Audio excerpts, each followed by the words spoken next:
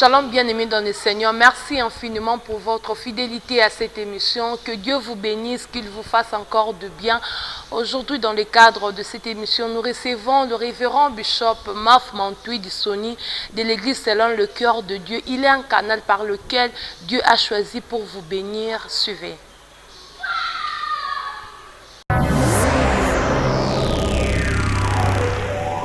Shalom bien-aimés, nous sommes ravis de vous savoir nombreux en train de nous suivre. Nous sommes pasteur Maf Mantoui.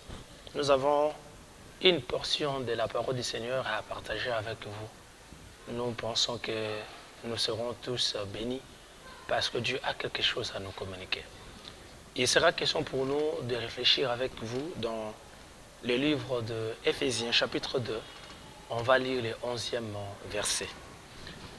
Là où vous êtes, si vous avez votre Bible, essayez de lire avec nous. Pourquoi pas réfléchir avec nous. Dieu, par sa grâce, a quelque chose à vous communiquer. Dieu, par sa grâce, a quelque chose à nous communiquer. Je vous invite à lire avec nous dans le livre de Éphésiens chapitre 2.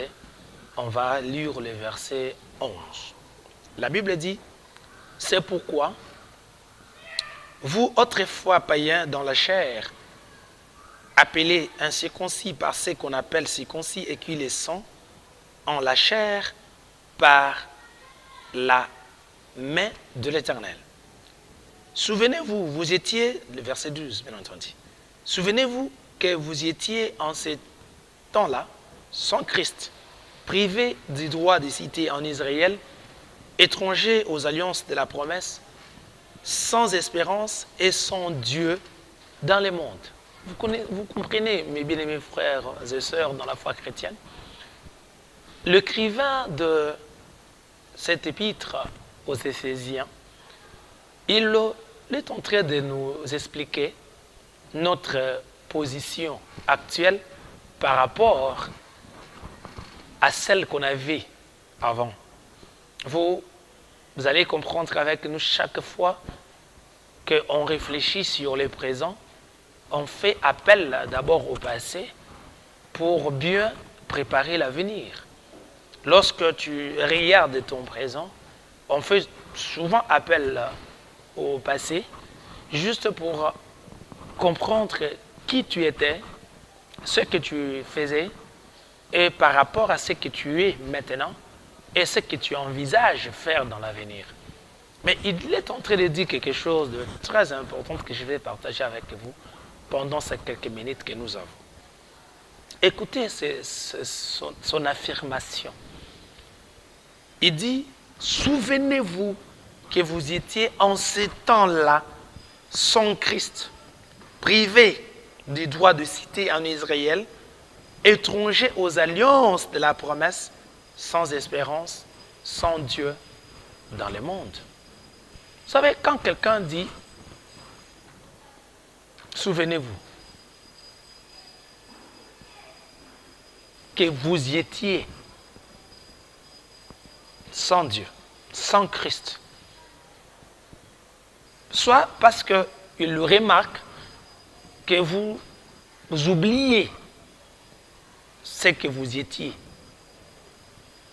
soit il est en train de comprendre que peut-être par rapport à ce que vous êtes en train de faire maintenant, ou par rapport à ce que vous êtes devenu maintenant, vous ne comprenez pas trop l'importance de votre vie actuelle. Vous ne comprenez pas exactement ce que lui a fait pour que vous arriviez là où vous êtes. Je vais réfléchir avec vous, je vous en prie. Quand quelqu'un te dit, supposons que tu es engagé quelque part dans une entreprise et qu'avant même que tu le sois, tu faisais des démarches, tu appelais la personne qui vous a engagé, chaque jour tu le dérangeais et le patron se sentait vraiment importuné et jusqu'au jour où il a décidé de te donner ce travail.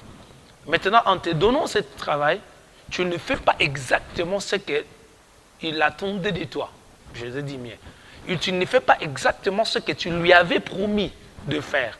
Vous voyez? Maintenant, il te rappelle les pressions que tu lui faisais. Il te rappelle tes démarches, les appels, tout ce que tu faisais, combien tu faisais le pied pour arriver là où était son bureau, juste pour le déranger. C'est-à-dire, il te rappelle. Souvenez-vous de ce que vous étiez. Souvenez-vous de la personne que vous étiez. Souvenez-vous de vos paroles. Vous savez, je vais encore vous aider à comprendre parce que c'est très important. Ce passage me fait tellement du bien et je veux vraiment que nous comprenions quelque chose. Imaginez si quelqu'un te dit, souviens-toi des promesses. C'est tout, je vois ça dans l'étape de fiançailles. Quand vous vous mariez et que l'un des conjoints ou l'un des partenaires, si vous voulez, fait quelque chose qui est à l'encontre de sa promesse et tu lui rappelles, tu lui fais raisonner par rapport à ce qu'il avait dit, par rapport à ce qu'il a, sur quoi il a mis, en fait, c'est sur quoi il avait l'habitude, si vous voulez bien, de parler, ou c'est ce qu'il était habitué à dire, que non, voilà, je serai fidèle, je serai ceci, ou je vais faire ceci. C'est sur quoi il mettait, en fait, le socle, si vous voulez bien, de son fiançailles. Et que maintenant, il ne fait plus exactement ce qu'il avait promis. Et tu lui rappelles, tu lui dis que souvenez-vous de te dire, souvenez-vous de ce que tu me disais chaque jour. Vous comprenez? C'est à ce niveau-là que je suis. Il dit, souvenez-vous que vous étiez sans Christ. Parce que maintenant, vous avez Christ. Souvenez-vous de la personne que vous étiez. Souvenez-vous de cela. Je vais aider une personne à comprendre. Parce que je vais en fait attirer notre attention par rapport à ce que nous sommes, aux personnes que nous sommes maintenant, par rapport à ce que nous étions dans le passé. Je ne sais pas comment tu étais. Je ne sais pas comment tu voyais les choses de Dieu. Je ne sais pas comment tu passais ta vie. Je ne sais pas ce qui s'est passé exactement dans ta vie. Mais si tu veux aller trop loin dans la vie, il faut toujours penser au passé. Dans le sens de réfléchir sur ce que lui a fait comme acte. Non, je ne sais pas si on a compris, mais je vais reprendre ça pour que nous arrivions à comprendre. Nous étions des païens. On n'avait pas Christ.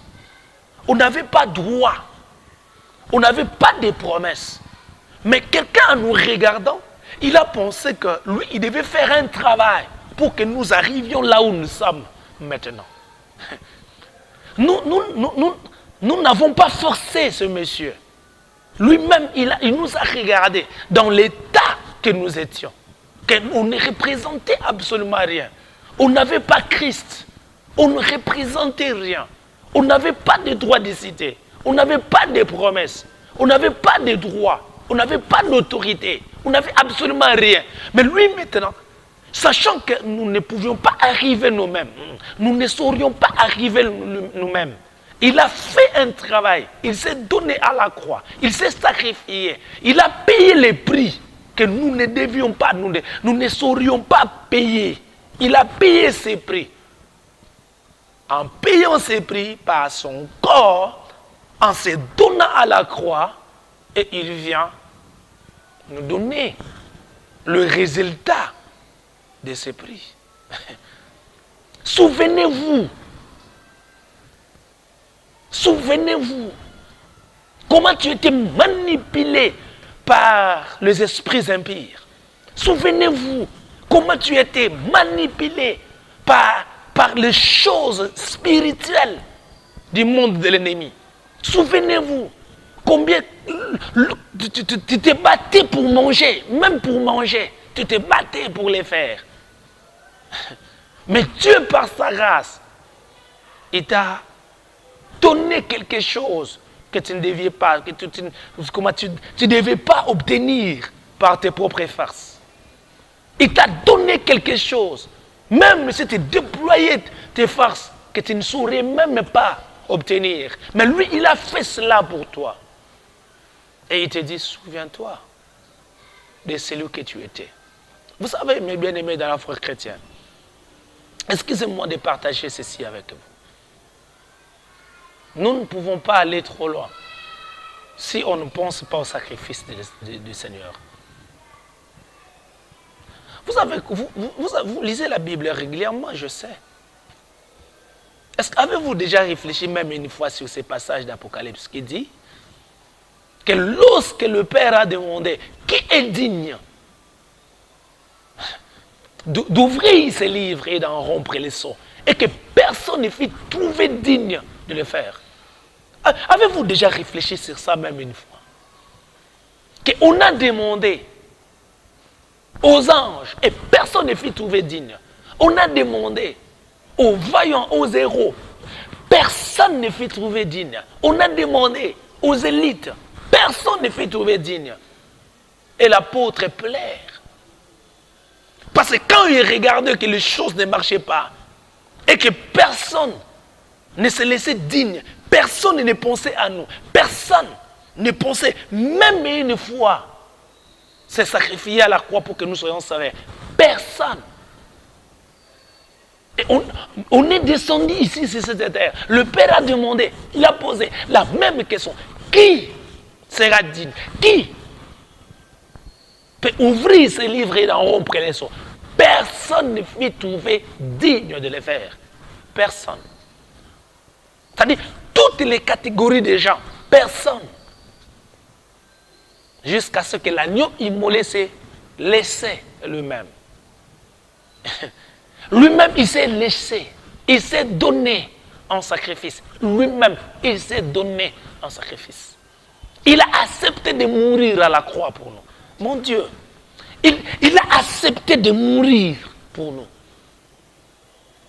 Vous savez, excusez-moi de vous aider, je vous en prie. Si tu souffres pour tes propres intérêts, tu ne vas pas souffrir. Excusez-moi de dire ça. Excusez-moi. Peut-être que vous n'avez pas bien compris. Excusez-moi de répondre ça. Si tu souffres pour tes propres intérêts, en réalité, tu ne souffres pas. Parce que c'est pour tes propres intérêts. Tu pars au travail pour avoir le salaire, pour que tu sois rémunéré. Même si tu souffres par rapport à ton travail, mais tu sais que ton travail sera compensé par rapport au salaire, par rapport à la rémunération. Maintenant, lui, il se donne à la croix, pas pour lui, mais pour nous. Est-ce que vous comprenez cela? Il ne se donne pas la croix pour lui-même. Il ne se donne pas la croix pour sa propre gloire. N'est-ce pas la Bible dit qu'il nous a donné la gloire? N'est-ce pas la Bible dit qu'il nous a donné le prix? Il nous a donné cette victoire. C'est-à-dire, il n'est pas mort pour lui-même, mais il est mort pour nous. Il se donne pour nous. Pour nous que personne ne peut, aucun parent, aucun papa, aucune maman, aucune sœur, aucun frère ne se laisser digne pour mourir à la croix pour nous. Christ est mort pour nous. Christ est mort pour nous. Il n'est pas mort pour lui, mais il est mort pour nous. Mais il nous demande ici de nous souvenir de cet acte. Oh mon Dieu. Il nous demande de nous souvenir de cet acte. Que nous étions sans droit. Excusez-moi de dire ça. Quelqu'un qui n'a pas de droit, c'est-à-dire qu'il n'a pas de choses à réclamer. Quelqu'un qui n'a pas de droit, c'est-à-dire qu'il n'a même pas de mots à dire. C'est-à-dire le diable pouvait tout faire. Il pouvait décider sur tout. On était en proie, c'est-à-dire, mon Dieu, on n'avait pas de droit. C'est lui qui décidait, c'est lui qui pouvait décider sur tout. Et s'il te tient là, il t'amène là où il veut. Il peut te manipuler comme il veut. C'est-à-dire son vouloir, selon son vouloir. Parce qu'on n'avait pas de droit. Mais regardez là où nous sommes maintenant. Grâce à ces sacrifices, on peut parler. Ah mon Dieu. Grâce à ces sacrifices, on peut quand même dire quelque chose. On peut être écouté. On peut être obéi. Grâce à ces sacrifices. Ah mon Dieu. Grâce à ces sacrifices. C'est pour ça que l'apôtre nous aide à comprendre. À comprendre là où nous étions. S'il vous plaît. Et il nous dit de nous souvenir de cela. Qu'est-ce que le Christ a fait? Excusez-moi. La première des choses, il a abandonné les trônes. Et il est descendu ici sur cette terre. Et vous savez quoi? Tu peux abandonner les trônes et tu restes au ciel. Mais lui, non seulement qu'il a abandonné les trônes, mais il devait encore descendre ici sur cette terre. Permettez-moi de te dire, il a abandonné les trônes et il est descendu ici sur cette terre. Non seulement qu'il est descendu, il est né dans une famille moderne, excusez-moi de dire ça. Il n'était pas dans une famille riche. Il a accepté cela. Non seulement cela, il a aussi accepté de devenir homme. Écoutez-moi, je vous en prie. Combien c'est difficile pour des gens qui ont une position d'accepter, d'abandonner cette position, de devenir comme tous les autres. Tous les autres. Tous les autres. Combien déjà c'est difficile, humainement parlant. Mais lui, il a abandonné, il devient comme nous. Il a porté ses corps. Non seulement qu'il a porté ses corps, mais la Bible dit qu'il a aussi accepté de mourir à la croix. Juste pour nous. Pour, mon Dieu, excusez-moi de dire ça. C'est-à-dire, il prend ta position. Il a pris notre position. Oh mon Dieu, merci pour ces sacrifices. Merci pour ces sacrifices. Ah non, merci encore pour ces sacrifices. Juste pour que nous reprenions notre place. Pour que nous récupérions, si vous voulez bien, notre droit. Notre droit. C'est-à-dire, pour que nous jouissions de notre droit. Écoutez, il y a une chose qui me fait tellement du bien là. Écoutez ce que la Bible dit. La Bible dit, non seulement la Bible nous interpelle, non seulement la Bible nous demande de nous souvenir de celui que nous étions, ou de ceux que nous étions, mais la Bible dit, mon Dieu, écoutez-moi, le verset 12, la Bible dit, nous étions privés du droit de cité en Israël. Nous étions étrangers aux alliances. Imaginez avec moi, je vous en prie. Dieu ne marche pas avec les hommes juste pour marcher. Mais Dieu conclut des alliances avec son peuple. C'est-à-dire, tel qu'il est là, mon Dieu, il se souvient de nous par rapport à une alliance. Il se souvenait des Israélites par rapport aux alliances conclues avec Abraham. Il se souvenait du voyage par rapport à l'alliance qu'il a conclue avec Moïse. Et maintenant, il y a eu une alliance qui a été conclue où à la croix, le sang a coulé. Christ a donné le sang. Il a payé le prix. Il a conclu une alliance, la nouvelle alliance, si vous voulez, la 8e alliance. Il a conclu cette alliance. C'est-à-dire, désormais, quand le Père nous regarde, il ne nous regarde pas tel que nous sommes, mais il nous regarde en Christ. Ah mon Dieu. Le Père nous regarde en Christ. Lorsqu'il nous regarde, il regarde le sacrifice de Christ à la croix pour nous. C'est-à-dire, tel que tu es. C'est pour ça que le Christ a dit quoi? Non. Écoutez-moi, je vous en prie. Qu'il vient juste payer le prix. Non seulement le prix, mais lui-même, il se donne à la croix pour conclure une nouvelle alliance. C'est-à-dire, désormais, le Père, lorsque le Père nous regarde, il ne nous regarde pas seul, mais il nous voit en Christ. Parce que, mon Dieu, il nous voit en Christ. Parce que lui, il a payé le prix. Il a payé le prix. C'est-à-dire, nous ne sommes plus, mon Dieu, tels que nous étions. Il y a un changement. Maintenant, le Père nous regarde par rapport à cette alliance. Oh mon Dieu. J'ai dit à un bien-aimé qui m'écoute, qui est déjà fatigué de la vie, qui est déjà dégoûté de la vie, que tu es dans une alliance. Il y a une alliance. Quand ça ne marche pas, ce n'est pas la faute de Dieu. Quand ça ne marche pas, ce n'est pas la faute de Dieu. Parce que toi-même, tu ne reconnais pas que tu as une alliance. Ah mon Dieu. Tu ne reconnais pas que tu es dans une alliance. Cette alliance, mon Dieu, le sang de cette alliance crée mieux que le sang d'Abel. Le sang coulé dans cette alliance crée mieux que le sang d'Abel. C'est ça la différence. Ah mon Dieu. C'est ça la différence. Tu es dans une alliance. Or, lorsqu'il y a une alliance, il y a des droits, il y a aussi des devoirs. Pour conclure l'alliance, moi je dois amener mes exigences. Je dois aussi amener ce que je vais apporter dans cette alliance. Oh mon Dieu, comprenez ça, je vous en prie. Je dois dire à mon partenaire, je t'exige ça. Je veux que vous fassiez ceci pour moi. Parce que moi aussi, je vais faire ça, ça, ça pour moi. Qu'est-ce que toi tu as fait? Tu as accepté le Seigneur comme ton unique. Tu as accepté Jésus comme ton unique Seigneur et Sauveur. Ça, c'est l'alliance. Ça, mon Dieu, mon Dieu, qu'est-ce que je vais dire là pour que les gens arrivent à comprendre? Cette déclaration t'est introduite dans une nouvelle alliance.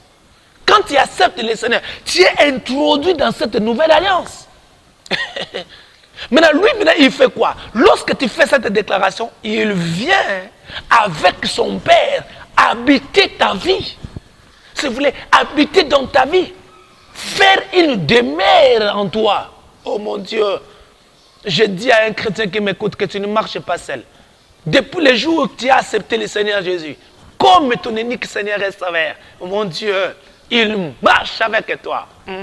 Il marche avec toi. Il fait un voyage avec toi. Il est là. Qui est celui-là qui peut te faire du mal aussi longtemps que tu es dans l'alliance avec l'Éternel? Tu ne marches pas seul, mais tu es dans cette alliance. Oh mon Dieu, j'aime le sang. J'aime le sang de cette alliance. Parce que là où le sang d'Abel crie vengeance, le sang de cette alliance crie pardon. Ah mon Dieu, je vais aider une personne à comprendre. C'est très important. Permettez-moi de te faire comprendre ceci. Lorsque le sang d'Abel crie vengeance contre une seule personne, oh mon Dieu, le sang de Jésus ne crie pas pardon juste pour une seule personne. Pourquoi? Parce que le sang d'Abel, oh mon Dieu, a des limites. Mais le sang de Jésus n'a pas de limites. Je dis à une personne qui m'écoute,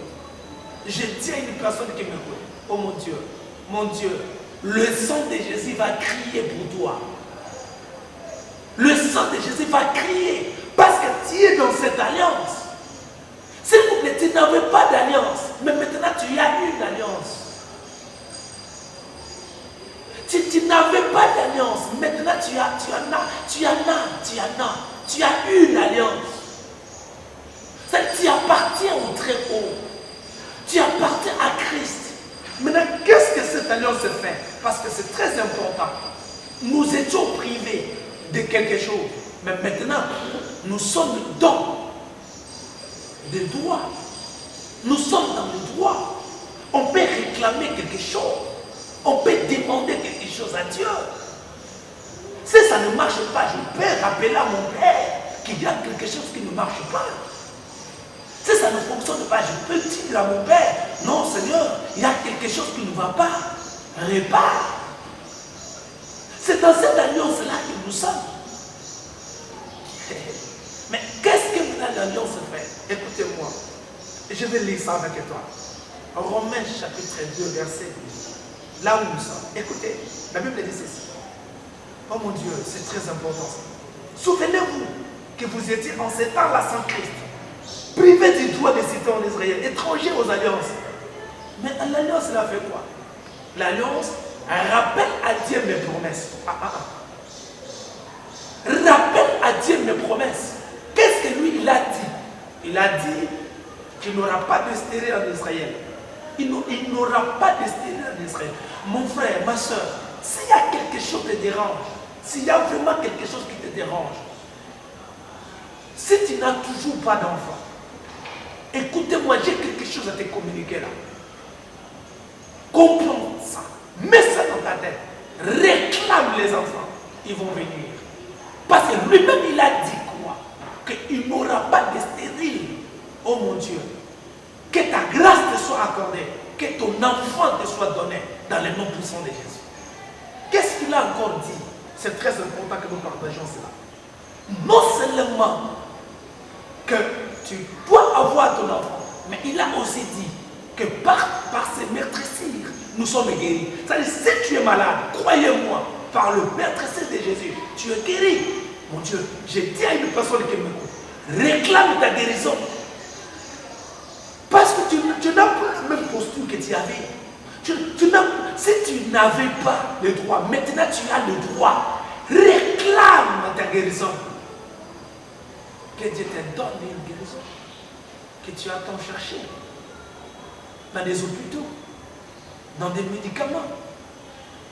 Maintenant, il te donne cette guérison. Écoutez, je vais encore dire quelque chose, c'est très important que je partage ici avec toi. La Bible dit qu'on n'avait pas d'espérance. Un homme ne peut pas bien vivre s'il n'a pas d'espérance. Ça dit dans le sens que même si je ne vois rien maintenant, je crois que mon Dieu est capable de me donner. Vous savez, j'ai quelque chose à partager avec toi. C'est qu'aucun membre de ta famille n'a déjà touché, c'est ce que Dieu va te donner. Oh mon Dieu. C'est ce qu'il va te donner. Ça dit parce que toi tu vis dans l'espérance. Là où tout le monde tombe, toi tu ne tombes pas. Là où tout le monde se fatigue, toi tu ne te fatigues pas. Là où tout le monde abandonne, toi tu n'abandonnes pas. Pourquoi? Parce que tu es dans l'espérance. Et pas n'importe quelle espérance. C'est l'espérance de Christ. C'est l'espérance de Christ. Oh non, écoutez, je vais partager et je termine ici. Un disciple a dit à Christ que tu ne mourras pas. Jésus lui a dit, je mourrai. Mon Dieu. C'est le chemin que tout le monde voit impossible. Quand toi tu vois l'espérance, quand toi, mon Dieu, quand toi tu es dans l'espérance, quand toi tu vois des choses différemment, tu n'abandonnes pas. Je vois quelqu'un renverser l'ennemi. Je vois quelqu'un réaliser des grandes choses dans ces pays. Je m'adresse à vous. Je vois quelqu'un toucher à son enfant, mon Dieu. Je vois quelqu'un toucher à son enfant. Même si tu as déjà fait 5 ans, même si tu as déjà fait je ne sais pas combien d'années, sans enfant, tu auras ton enfant au nom de Jésus. Ayez l'espérance. Le diable touche à ce niveau-là. Il nous fatigue à ce niveau-là. Il nous décourage à ce niveau-là. Parce qu'aussi longtemps que tu es dans l'espérance, aussi longtemps que tu crois encore, tu vas toucher et tu vas arriver. Oh mon Dieu, la Bible dit quelque chose de très important que je vais partager avec toi. La Bible dit, celui qui n'a pas de foi, il déplaît à Dieu. Celui qui n'a pas de foi déplaît à Dieu. Aussi longtemps tu as encore l'espérance, aussi longtemps tu es encore dans la foi, ça veut dire tu pleues à Dieu. Et si déjà tu plais à Dieu, la Bible dit, la joie de l'Éternel, c'est notre force. Oh mon Dieu, que Dieu t'amène dans une autre dimension au nom de Jésus. C'est ce que Dieu veut te communiquer. C'est ce que Dieu veut te dire. Est-ce que tu peux te souvenir de ce que tu étais par rapport à ce que tu as dit? Crois que Dieu est capable de te faire. Tu viens de suivre le pasteur Goff. Je suis pasteur de l'église selon le cœur de Dieu. Nous sommes sur Guinée, numéro 35, dans la commune de Gaza. Je répète, nous sommes sur avenue Guinée, numéro 35, dans la commune de Gaza. C'est-à-dire l'église selon le cœur de Dieu. Là-bas, nous prions chaque mercredi et jeudi. Non, plutôt mercredi et vendredi. De 16h30 jusqu'à 19h. Nous prions chaque mercredi et vendredi. De 16h30 jusqu'à 19h. Et chaque dimanche, nous prions de 7h jusqu'à 9h. Si vous pensez que vous voulez nous rendre visite, vous êtes les bienvenus. Parce que chaque mercredi, on a prié. Chaque vendredi, on a une puissance pour ton malheur. Si tu penses que seul Dieu est capable de te donner la paix, chaque vendredi de 16h30 jusqu'à 19h, nous avons portez prier Dieu. Et chaque dimanche, nous allons prier à 7 heures jusqu'à 9 heures. Si vous pensez que vous nous appelez, je peux facilement vous donner le numéro de personne. Je vous 081 07 encore 431 et je 089 72 66 200. Et je suis le pasteur.